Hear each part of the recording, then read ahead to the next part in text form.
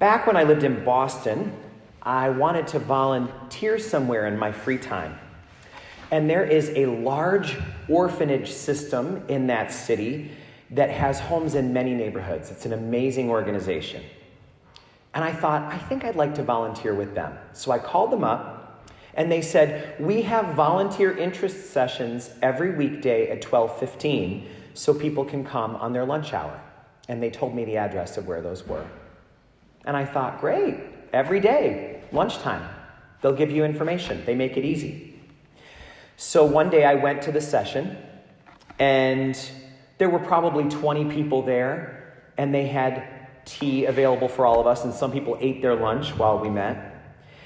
And the volunteer coordinator addressed us and gave a very good presentation, and then she said, I'm not going to sugarcoat this. We want a huge commitment from you. If you are not prepared to make a huge commitment, you do not want to volunteer here. She said, if you want to volunteer with us, we want you to come once a week, every week, for a minimum of 2 solid years. That's your introductory period. If you cannot commit to every week for 2 years, this is not for you. And then she said this, the kids we serve have been through the worst things you can imagine in life, and they have been abandoned. Uncommitted volunteers make their life worse, and our job is to protect them from that. So we all sat there, aware of what a big moment this was of decision.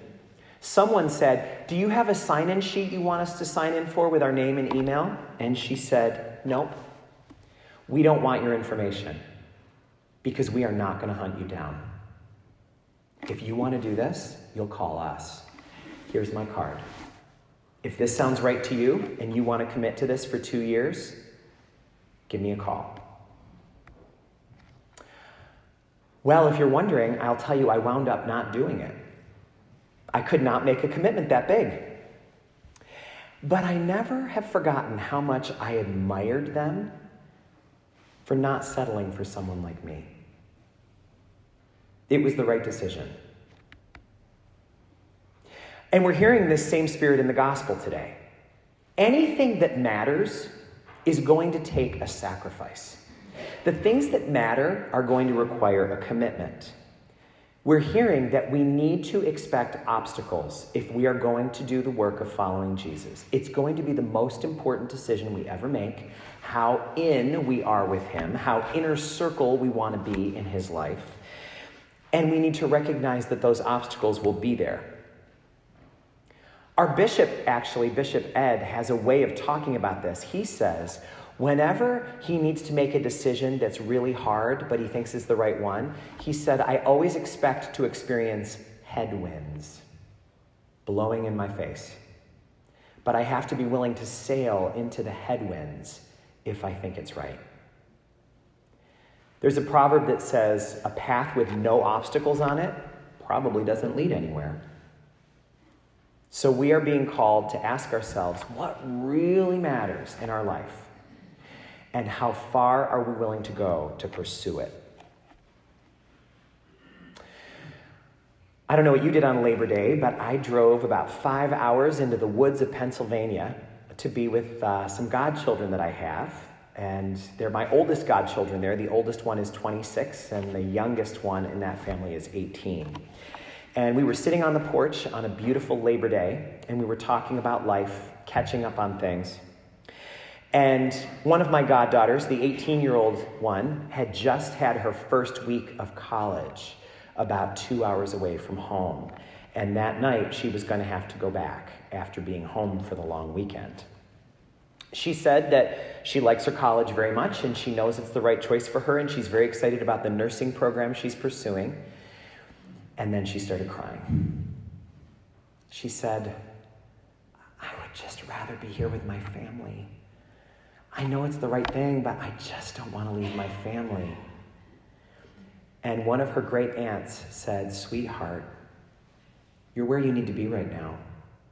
Those tears on your face, they're the cost of your dream. It's true, isn't it? Those tears on your face, so often in life, That's the cost of your dream. Some people left the porch, other people came on. A little while later, drinking iced tea, I was talking to her Uncle Dan, who is just a little bit younger than I am. He's a middle school teacher, and he has 4 children, ages 3 to 14.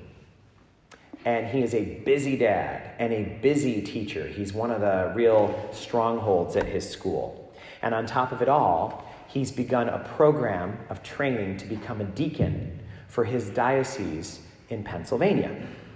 And he said that part of the deacon program is 4 years of training that require weekends for he and his wife 2 hours away, 1 weekend a month. 1 weekend a month, this couple has to figure out childcare for their 4 kids. And it means that they work all week and then they go away for this weekend and there's no time to do chores, no time to rest. They just have to hit the ground running all over again. And I asked him, how does he do it? And he said, I'm going to be honest, it is so much harder than I thought it would be. But it's also so much better. I just keep thinking on the way there, this is too much time. I'm going to have to drop out of this. I can't do this. But as soon as I get there, it feels so right. I learn so much. I feel so excited. He said, that's how I know that my being there is a call from God.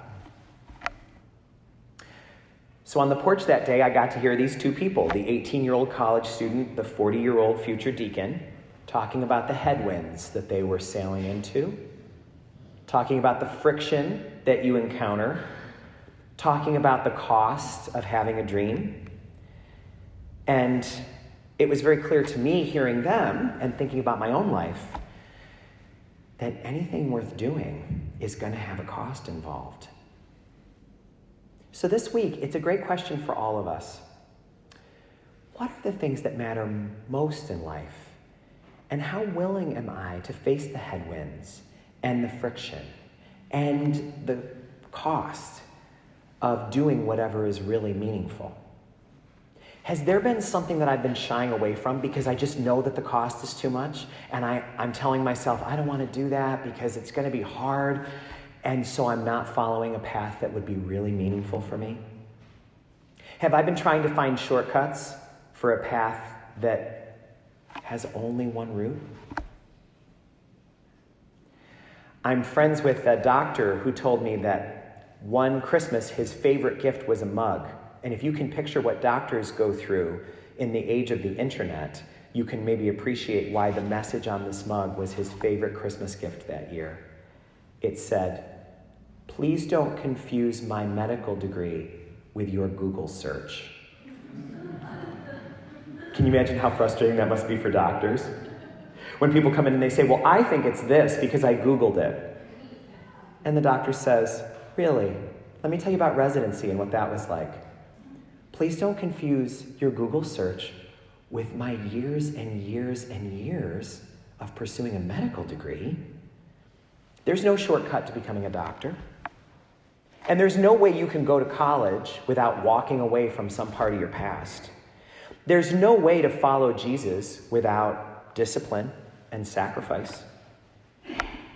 The tears we cry, the struggles we face, the friction and the headwinds, they are the cost of pursuing what matters.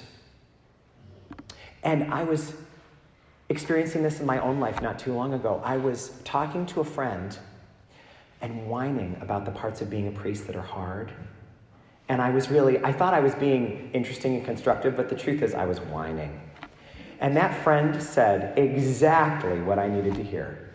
She said, yeah, well, if it were easy, everyone would do it.